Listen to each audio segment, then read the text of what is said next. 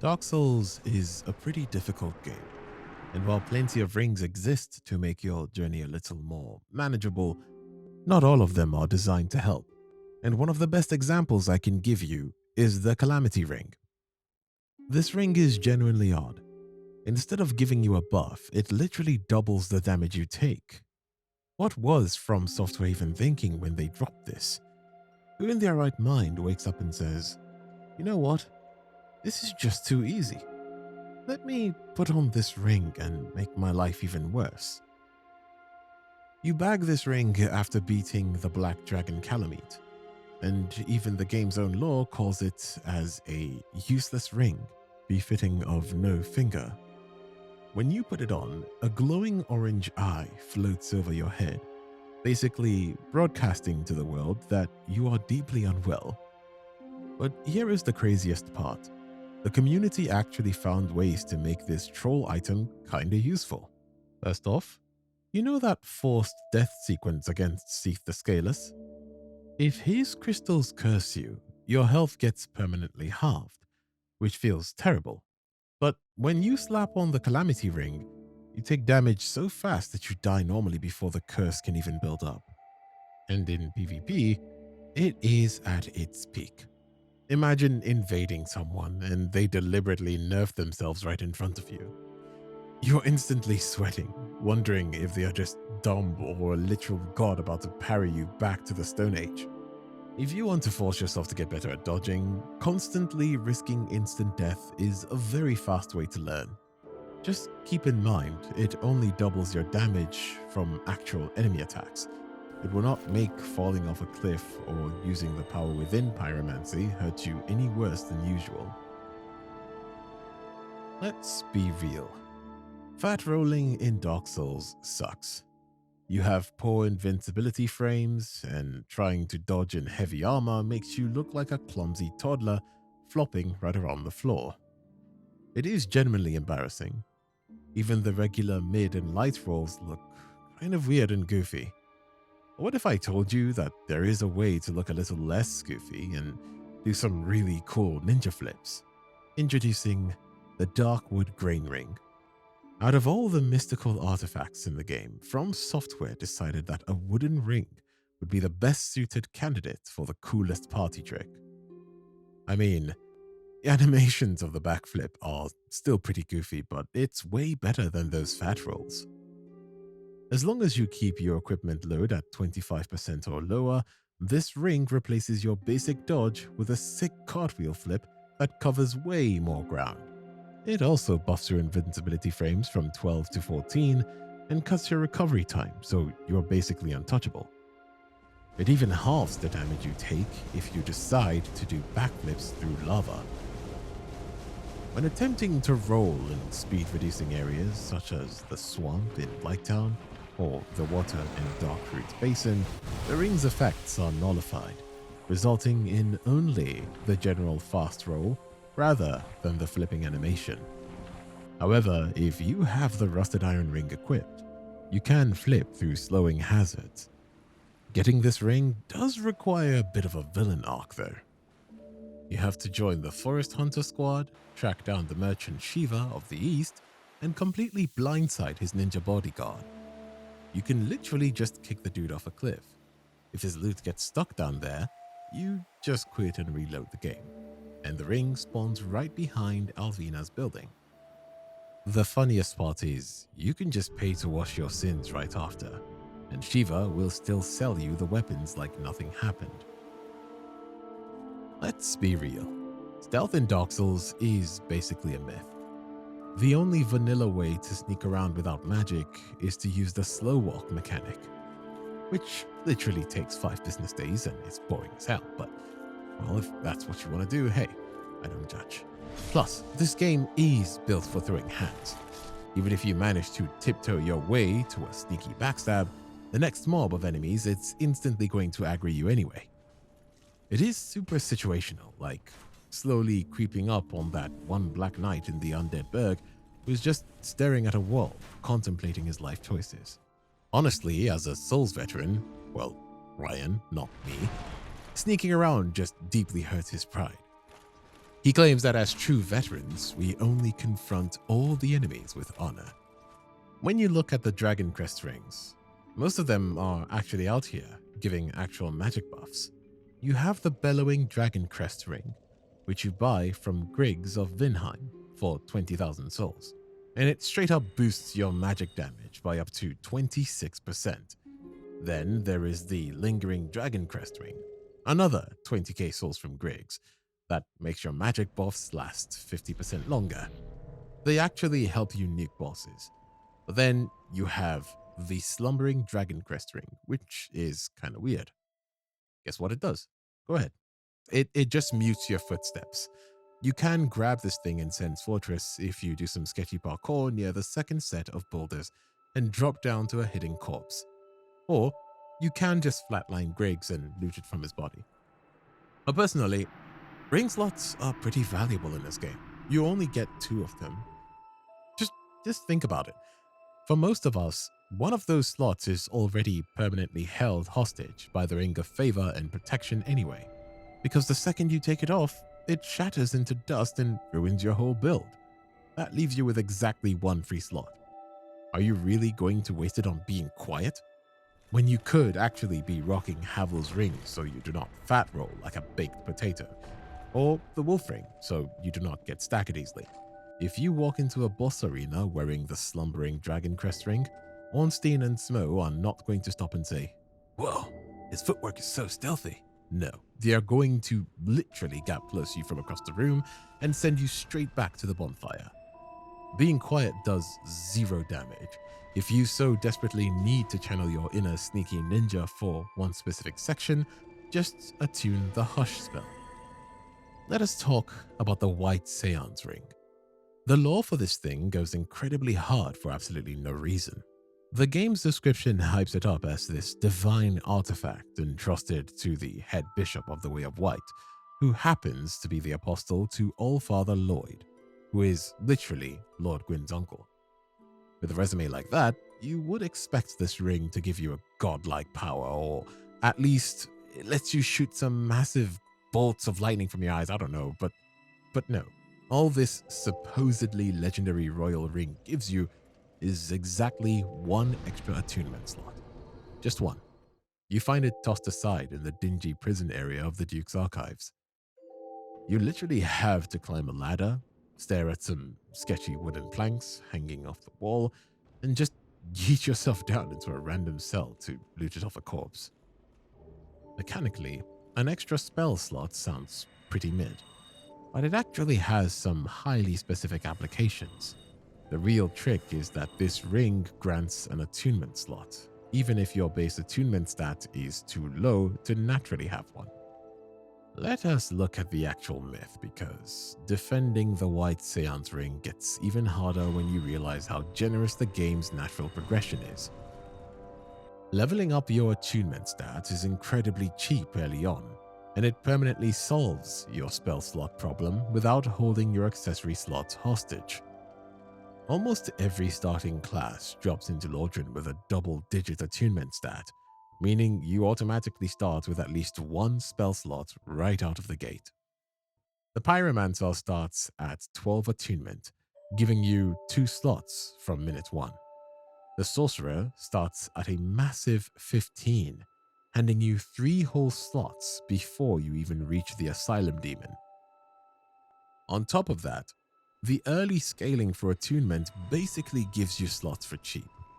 Even if you start as an absolute meathead class with terrible magic stats, farming a few souls to hit that level 10 or 12 threshold is undeniably a smarter investment. Why permanently handicap your build with the White Seance ring just to cast Iron Flesh once? Now, Blighttown is straight up toxic. The swamp absolutely tanks your movement speed, forces you into those embarrassing fat rolls, and builds up your poison meter pretty stupidly fast. You could technically use the ninja ring to bypass the fat rolls, but getting it that early in the game takes way too much time. But the Rusted Iron ring surprisingly is a good, decent, and highly viable option to grab early on. It completely removes the movement speed penalty when you are trudging through difficult terrain like deep water, marshes, tar, and swamps. It literally gives you full movement regardless of the environment. You can snag this ring all the way back in the Undead Asylum. It is on a crumbled stairway just past a door on the third level's west wing. Once you have equipped it, getting through the Blighttown swamp actually decreases your chances of contracting poison. It is also clutch for fighting the Hydras, surviving the pits of Lost Izalith, and the Titanite demons in the pit under the bridge in Sen's Fortress. If you want to maximize the effects of this ring, you can straight up stack this with a Darkwood Grain ring, letting you do literal ninja flips through swamps and other mobility restricting terrain. But let's talk about the lore for a second, because it does get kind of weird. The in-game description claims this iron ring was used to shackle the guilty and is terribly rusted and faintly stained with blood. What? If this thing was designed to punish prisoners, why in the world does it make it easier for me to gain footing on poor ground? At the end of the day, it is still great to have in your inventory when you need it, even if it's not strictly required for a full playthrough. When you are sitting in the character creation menu, stressing over which starting gift to pick, you then see the tiny being's ring. The description claims this little red jewel gives a small boost to your HP. As a new player, you naturally think this is a massive win. More health in a game like Dark Souls, and at the start of the game? It sounds like a good advantage to have, but the joke is entirely on you.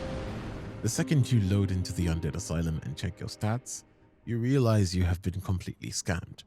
All it does is give you a measly 5% bump to your maximum HP. That's it.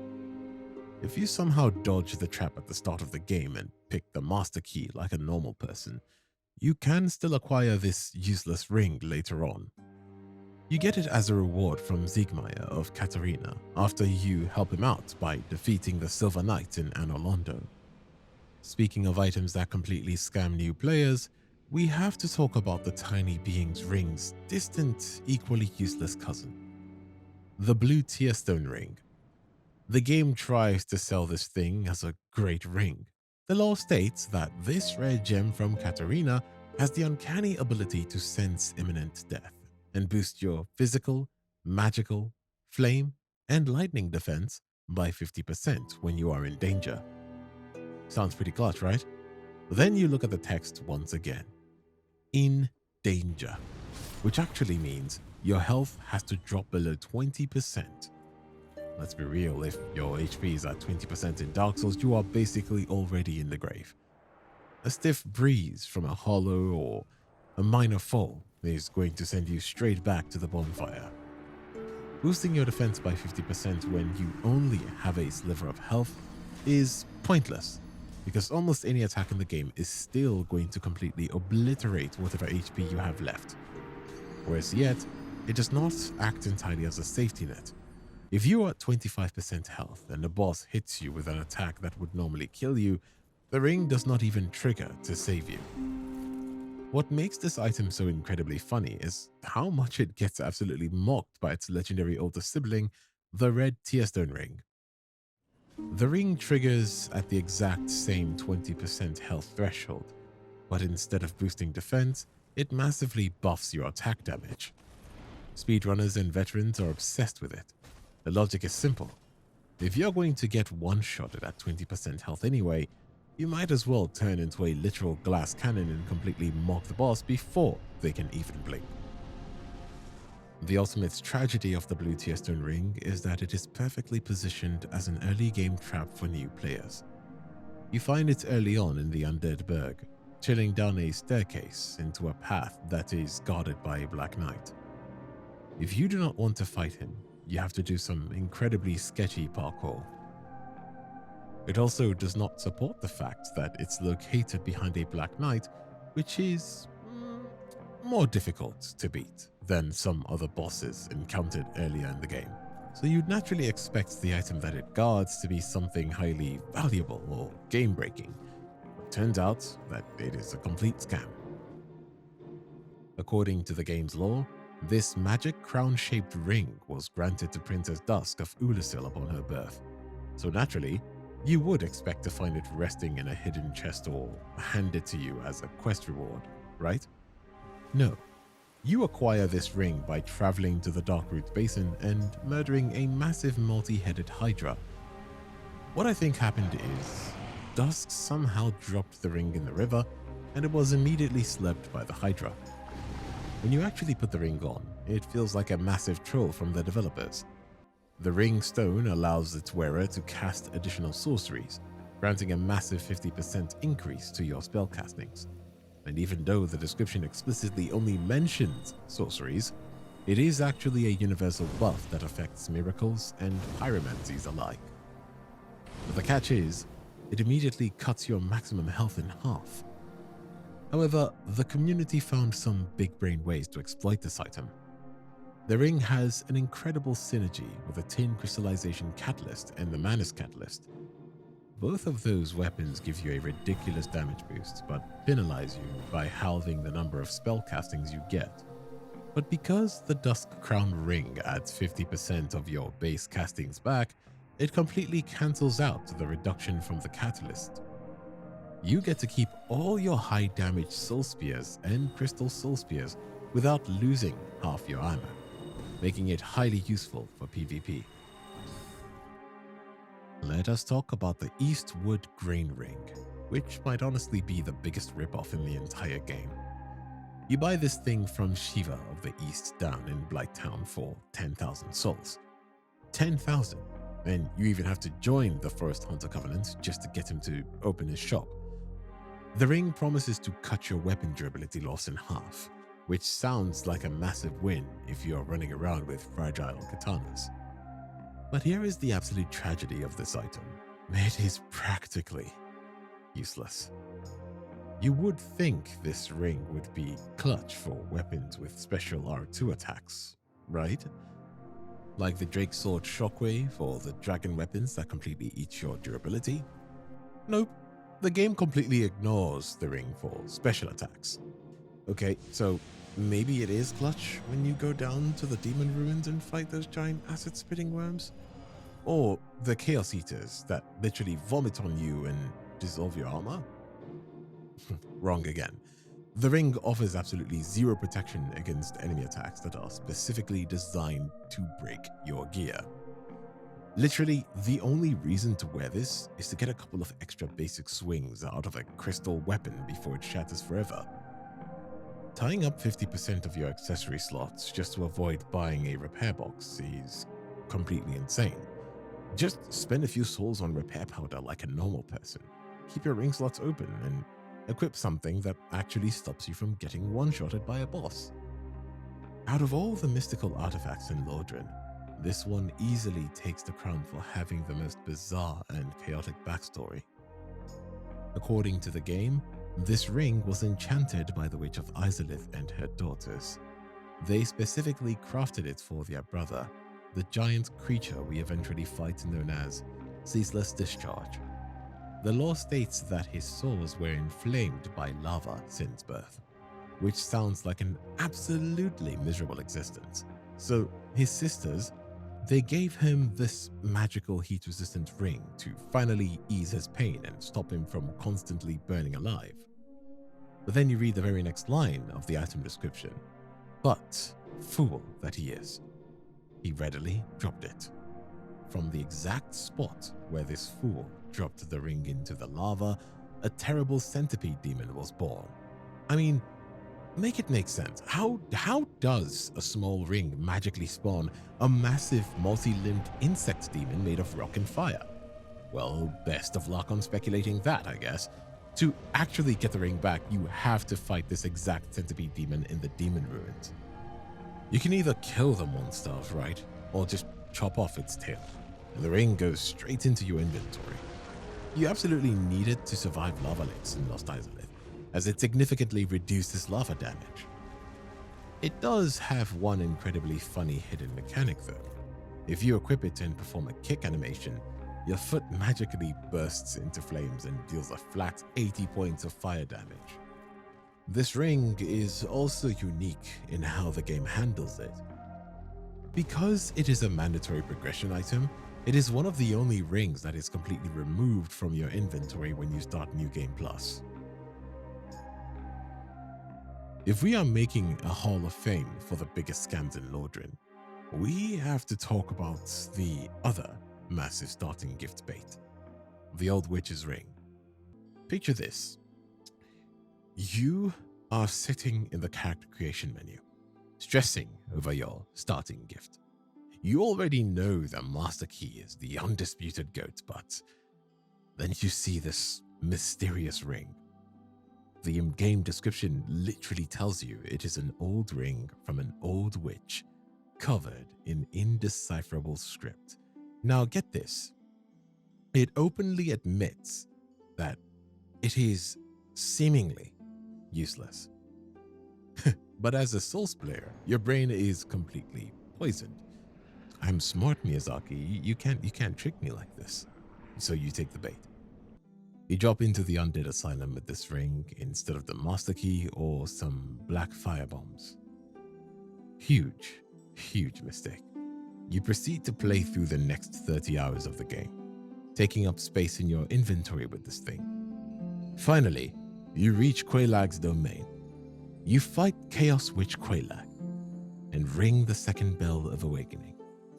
Downstairs, you hit an illusory wall and discover Quailag's sister, also known as the Fair Lady. Normally, if you try to interact with her without the ring, she's just silent. But this is it. This is the moment your starting gift finally pays off. You equip the Old Witch's Ring, hit the talk button, and the ring's only actual effect is allowing you to communicate with Quailag's sister alongside unlocking a little bit of new dialogue. That is the big secret. Yeah, but the lore is pure emotional damage. Because she is blind and in constant agony from absorbing the blight pus to save her servant, she thinks you're her sister. The exact same sister you literally just murdered 5 seconds ago in the previous boss room. So you just stand there, wearing your special little ring, listening to this heartbreaking dialogue where she thanks you for always taking care of her and bringing her humanity. If you actually want this ring for just the lore, you do not even need to pick it at the start. You can get one per playthrough by simply trading a sunlight maggot to Snuggly the Crow back at the Undead Asylum, which makes picking it as your starting gift an even bigger scam, because you could have just grabbed it later. Well, that's that. So these are a collection of pretty weird rings in Dark Souls, but we have explored a collection of pretty weird armors as well. Step into Lordran with me as we explore some weird armors in Dark Souls.